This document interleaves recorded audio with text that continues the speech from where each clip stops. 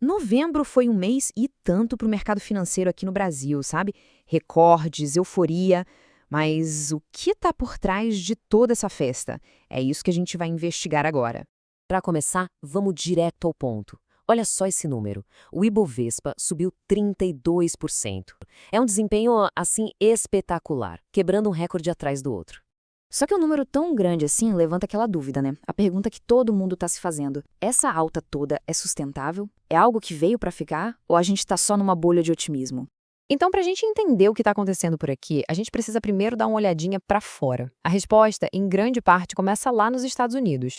A história é mais ou menos a seguinte. O mercado lá fora está com uma expectativa enorme de que os juros nos Estados Unidos vão cair. E quando isso acontece, o dinheiro, que não é bobo, começa a procurar lugares que paguem melhor. E adivinha só para onde parte desse dinheiro está vindo? Exato, para cá. E não é pouca coisa não, hein? A gente está falando de uma entrada de 2,5 bilhões no nosso mercado. Pensa nisso como um verdadeiro combustível de foguete para a Bolsa de Valores. Ou seja, é importante entender que o nosso mercado não está subindo sozinho por mérito próprio, necessariamente. Ele está literalmente pegando carona, surfando uma onda gigantesca de dinheiro que vem de fora.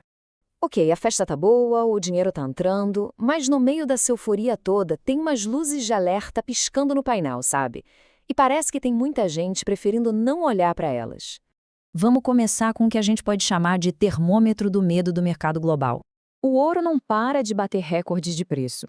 E por que isso importa tanto? Porque o ouro é basicamente o porto seguro dos investidores. Quando as coisas parecem incertas, eles correm para o ouro. Então, enquanto a bolsa comemora, tem muito investidor grande e cauteloso comprando ouro, se preparando para um cenário não tão bom. É uma contradição gritante, não há? E essa desconexão entre o otimismo do mercado e a realidade dos fatos fica ainda mais clara, mais nítida, quando a gente olha aqui para dentro, para o cenário brasileiro. Basicamente, o que está movendo a bolsa hoje não são os dados concretos, os fatos de agora. O que move o mercado é a expectativa, a aposta no que pode acontecer amanhã. De um lado, você tem a realidade, o governo com o pé no freio segurando os juros lá em cima para controlar a inflação. Do outro, a expectativa, o mercado com o pé no acelerador, apostando tudo que esses juros vão começar a cair logo longo. E claro, não dá para a gente esquecer dos nossos velhos conhecidos, né? A instabilidade política de ano de eleição, a preocupação com as contas do governo, são riscos bem reais que não desapareceram. Eles só foram meio que ofuscados por essa onda de otimismo. Vamos falar sobre a estratégia de investimentos da Inovar. A ideia por trás dela é, na verdade, bem simples.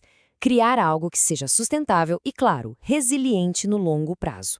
O foco aqui é total em segurança, equilíbrio e consistência. Sabe aquela dúvida clássica de todo investidor?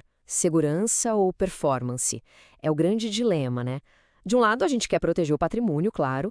Do outro, bom, todo mundo quer um bom retorno. Pensa só num carro híbrido. Elétrico, que é o que a gente usa na maior parte do tempo.